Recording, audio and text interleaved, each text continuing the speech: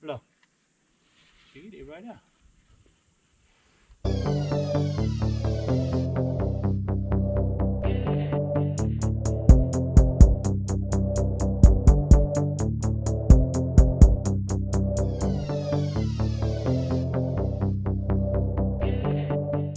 What's going on, folks? Bill Pure Cajun Outdoors.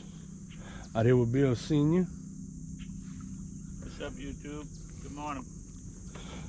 Coming out here doing some sac-a-lait fishing this morning. Sun still rising. Coming down this little canal. Had a little bit of luck here the other day in the afternoon. The afternoon bite hadn't really been that good, so we're trying the morning. Got a couple rods out the back. Just trolling right now. A couple jigs on it. He's up there throwing beetle spin, huh? Beetle spinning with a popsicle jig on it. So we're gonna try our luck and see. Hopefully we can get some nice sac-a-lait on video for y'all to check out. Catch y'all soon.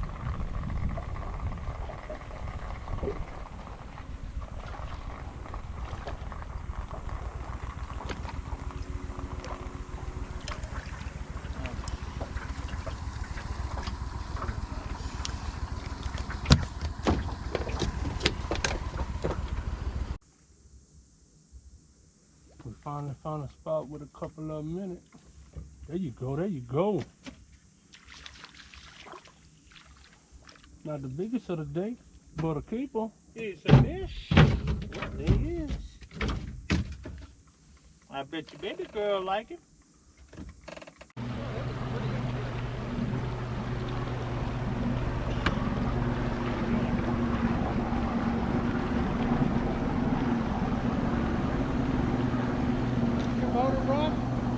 Sometime.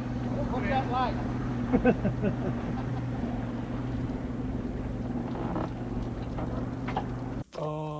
We can go a little bit further out. Look right here. Nice one, boy. Mm-hmm.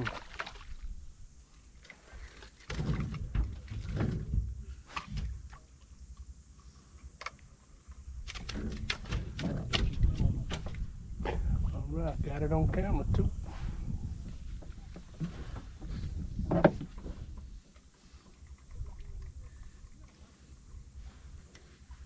Open the nice chest.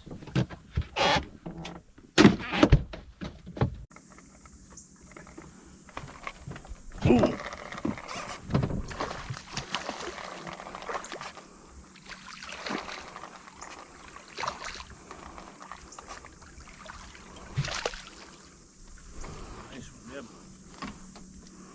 Real nice.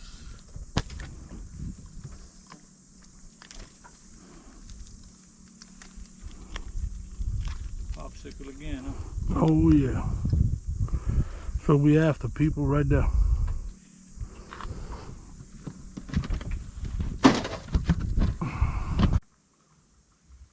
Something just went out of it.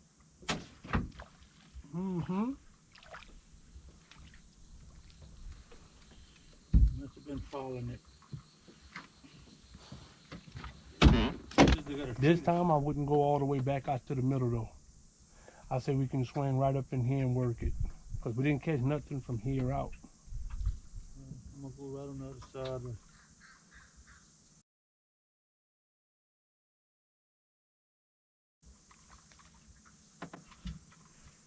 There you go, there you go. That's that when he come and got it and he backed off. Nice one too, boy.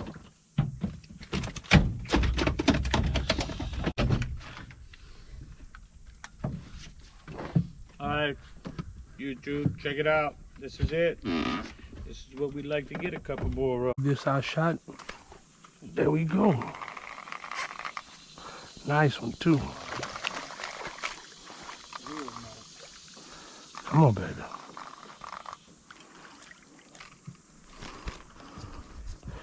Right in the middle. Huh? Right in the middle. There y'all go, folks. Still on them.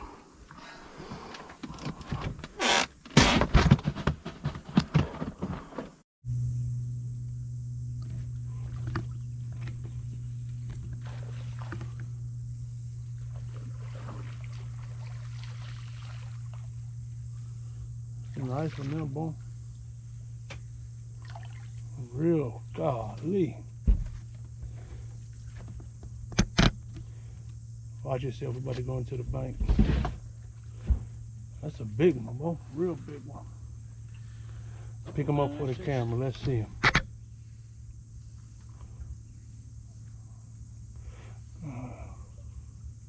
Let's see, we're about to get to where we can see him in the sun. Open that ice chest. Hold on, we're in the shade. Trying to get to where we can see him.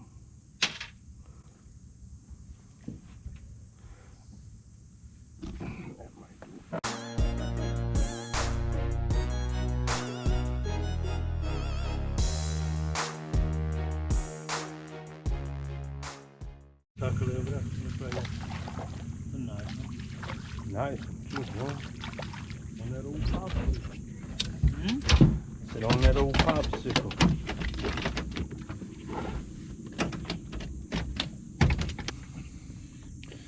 There we go. That's what we after, folks.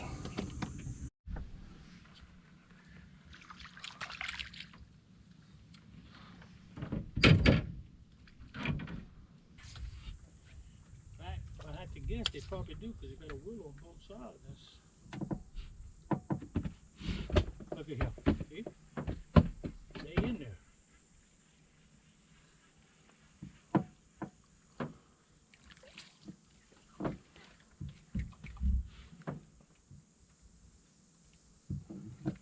Give me 1 second, I'll open it up. I'm gonna get them.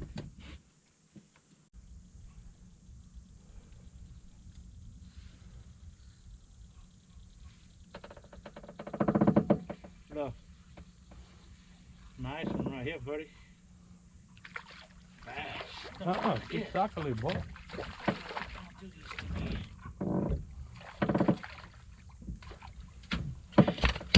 Nice one too, boy.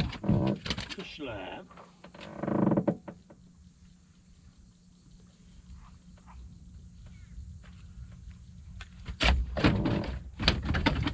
All right, what's going on, folks? Been out here for a few hours now. About 15, 20 nice soccer layer, 11 to 14 inch range. What the rest of the soccer layer at, dude? Well, I think they're way in the deep hole. I've been hitting a couple of them, but they're not cooperating right. Either that or I'm not holding my mouth correctly because it's not happening. So, probably about to head to the house. It's hot, real hot, South Louisiana. Last video, a bunch of y'all made a comment. Y'all wanted to know what we was using for bait. It's hard for me to tell you because we switching through a lot of baits. Trying to find something consistent, and ain't none of it been consistent. But I'm gonna show y'all real quick what we using right now. We got different hair jigs, plastic jigs. Everything we doing is on a beetle spin. Different color heads, different size heads, different colors. And I'm just swapping them out on them beetle spins to try to see what they hit. This popsicle jig right here, popsicle triple tail grub, that's probably been the most consistent one. It's what we've caught everything on. And every now and then I'll tip with a crappie nibble. Other than that, that's what we're using. Some of them we troll. We didn't do too good trolling. Everything we've done, we've cast with the beetle spin on a real slow retrieval and let it fall, let it fall. And what we're gonna do is we're gonna get back to the house. We're gonna clean these things up. I'll do all of that, and we're gonna do a catch and cook with these. We'll clean them up, and then we're gonna show you how we cook them. So y'all stay tuned. Catch y'all in a minute. What's going on, YouTube? We back. got another load of them. We're going to try to get these cleaned up and cooked up and show you a little bit more about what we like doing down here in South Louisiana. We hope you enjoyed it. We enjoyed it as much as we could until it was 110-degree heat index. Then we had to fold and get on out, but we'll be back. What you gonna be using to fillet them? We're gonna use a Bubba knife right here, Bubba fillet knife, real nice fillet knife. I enjoy it, still getting used to it. A couple features I'd like to change, but I just have to use it like it is for the time being until we can see what happens. So we're gonna fillet these, right? We're gonna fillet these soccer lay. Let's see what we got. Oh yeah. Sac-a-lait, black crappie, white crappie, crappie, whatever y'all want to call them. That's what we got. Good little mess. So this is going to turn into a decent little meal for us. That's what we like to do. We self-sustain. You know, a lot of times we like to just go out there and enjoy ourselves fishing these things, but it's also in our nature and our blood to just do what we can to self-survive. And this is one of the things that we do. that's right. So we're going to get into cleaning these things, filleting them, take a look, and then we'll go to the next step from there. We'll be cooking them. Y'all stay tuned. You live. All right, now what we do when we fillet, if you look at this fin right here, what I like to do is I like to come right behind the head right here and at an angle. As you can see, I'm at an angle, and I'm going to bring it down across the belly up to this fin. I'm not trying to save anything on this belly to start with because I'm going to cut it all off. So if you watch me, what I do is I'm going to go down until I hit the middle of the rib cage, the backbone. And when I do, all I'm trying to do is follow that backbone as close as I can. Number one, not to waste any meat. And it also, you don't want to cut through it, because if you cut through it, then what ends up happening, it makes it harder for you to fillet it. Cut it off. And then that's half of the fish right here. As you can see, we got everything off of it. So that's a good fillet. So we'll flip it over. We'll go back to the opposite side. All right, people, as you seen earlier, I cut one half off. I'm gonna do the same thing with the opposite side. Now, I don't know about you, but I filleted a lot of fish in my time. Well, I'm talking right now while this knife is running, which I'm not supposed to do that, but because you probably can't hear me that well. But as you see, I cut everything off of here, left a little bit, not much. And what I'm gonna do is when I flip this fillet, it's still on the skin side. So then now I'll just take this knife and I'll hold it right there. And I'm trying to ride the skin side right now. As you can see, this blade flexes. Now, how do you manage to go to the skin without cutting through the skin and getting just your fillet?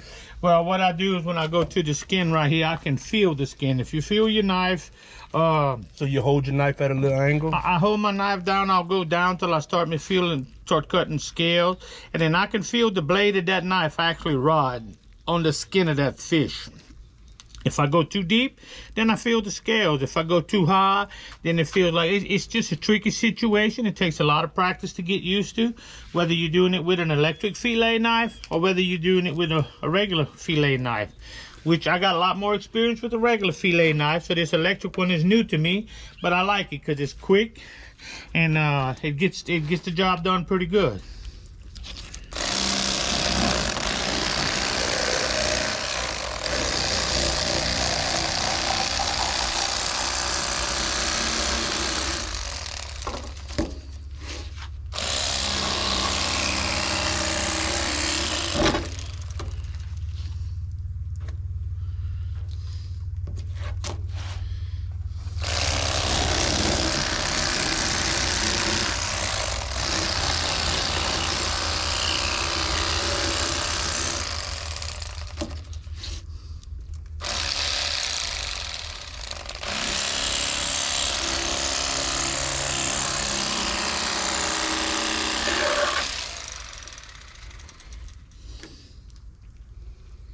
Crawfish. Obviously, they're eating crawfish.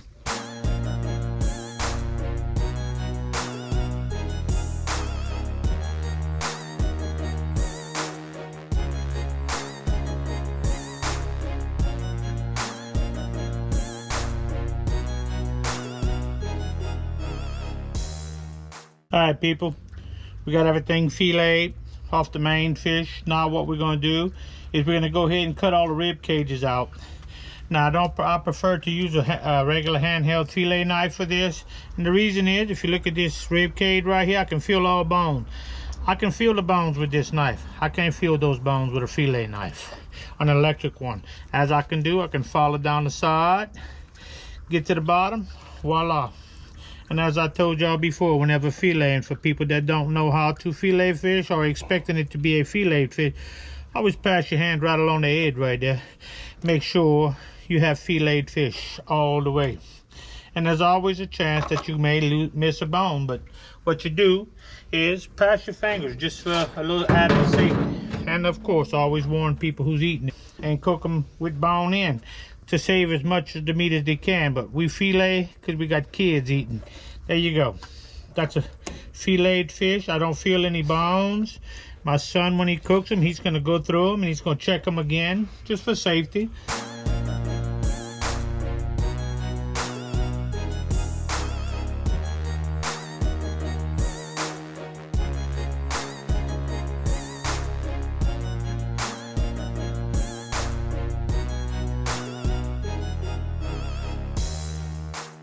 All right, folks. Good solid bowl of fillets right there. It's gonna make a good meal after a good day of fishing, hot day of fishing. Just thought about that, man. Well, it was a good day. It was productive. We hope you enjoyed the video of us cleaning. By all means, we're not pros, but we're good enough to get it done. So, in my book, that makes us professionals. So, any questions, ask questions. We try to answer them the best we can. And basically all I can tell you about filleting fish is the more you practice, the better you'll get at it, because that's the only way I got where I'm at right now, and that's not even professional status. Practice a lot. You'll get good at it. That's right. If y'all like this, give us a thumbs up. Share it with your friends, your family. We keep everything family oriented. You know, you can watch it with your kids, show them. Remember, take a kid fishing. Build memories today that they can remember tomorrow. Because if you don't build your memories for the future, you won't have them to remember. So take your family fishing. All right, folks, we back inside. Got these fish cleaned up. Got everything rolling. We're about to get into the steps on how we deep fry fried sac-a-lait. Y'all stay tuned.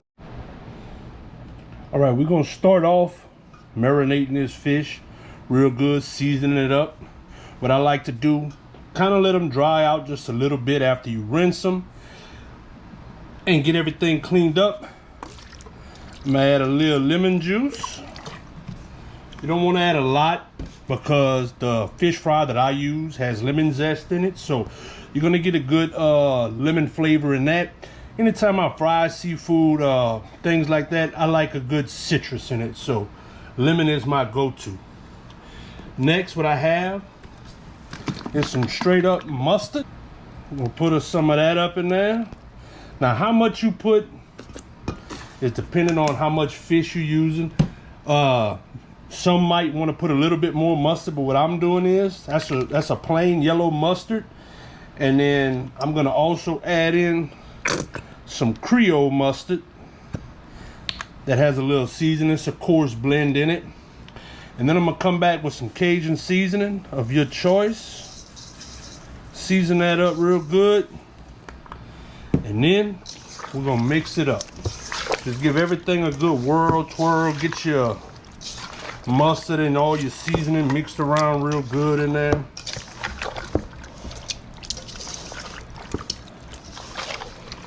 Flip it, get it good. Remember, you wanna mix it real good, that way it's on all your pieces and everything's good and coated. Especially with the mustard, because the way that I do this, I don't go with the milk dredge or nothing like that. I go pretty much mustard. I use my mustard as my binder for my batter. Some people may use all-purpose flour. I have a batter that I use. It's a cornmeal based batter. It's a little bit more crispy, a nice golden color. So we got everything good, seasoned up. Next, we'll go to our batter mix. All right, also, you've got your fish seasoned, you got your batter ready to sit there and flip them and coat them real good. While that's going on, before you even start that, go ahead and put your grease. I use vegetable oil. You can do a peanut oil mix. Got allergies, obviously stay away from it.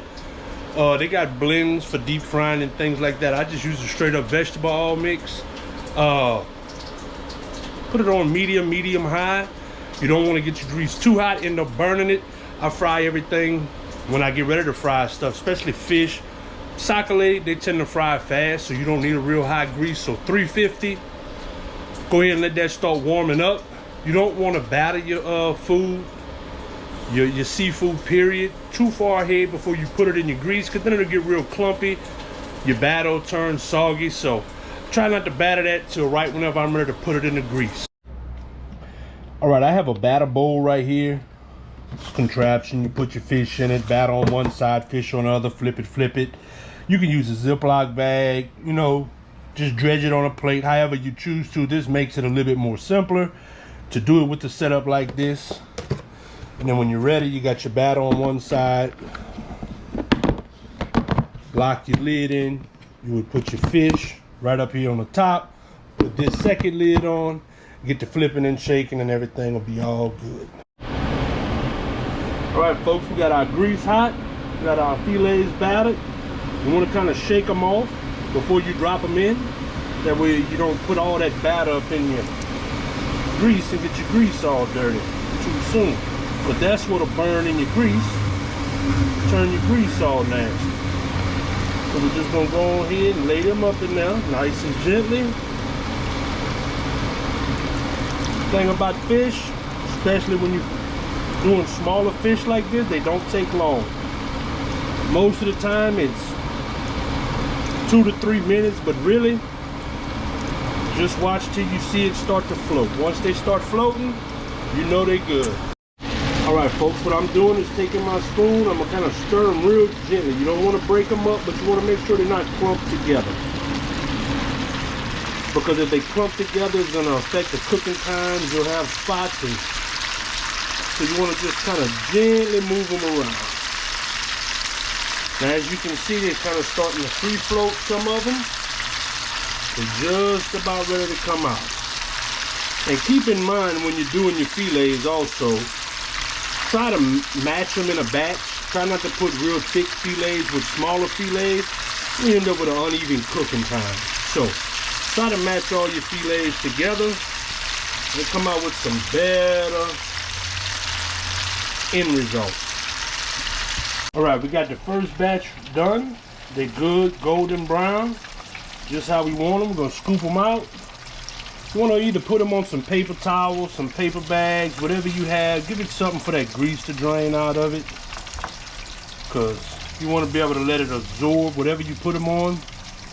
Look at that first batch up out of here so y'all can see this goodness. Everything nice, evenly colored. That's what you're looking for. All right, there we go. That's our first batch done.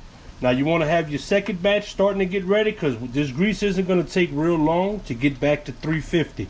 So that's the main thing you want to do. Don't overload your grease neither. When you overload your grease too much or your pot, you bring your temperature down too fast, and then your temp and your grease will drop, and then your food will start to get real greasy. When people said they have greasy fish, that's why.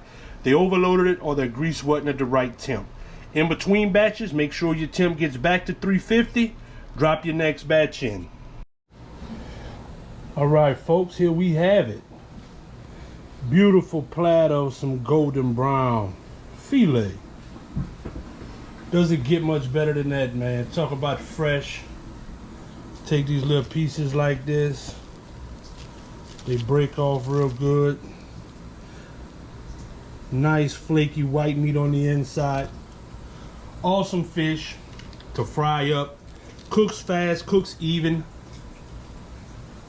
Can't go wrong. All right, folks, there you have it.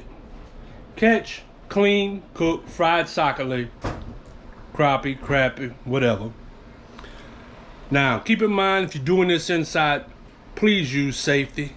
Grease is hot. A lot of homes burn down every year from grease fires. Know what you're doing if you're doing this indoors and how to deal with them. Try to keep water away from it for one. Hope y'all enjoyed it. Any questions, drop them down below in the comments. Tell me how you fry y'all sac-a-lait, or how you cook them, period. Do y'all pan fry them whole, scale them, grill them, what? I'm interested in trying some new stuff too. So let me know what y'all do. Don't forget, give us a thumbs up if you like this. Share it. Subscribe. Facebook, Instagram, Pure Cajun Outdoors. Catch y'all on the next one.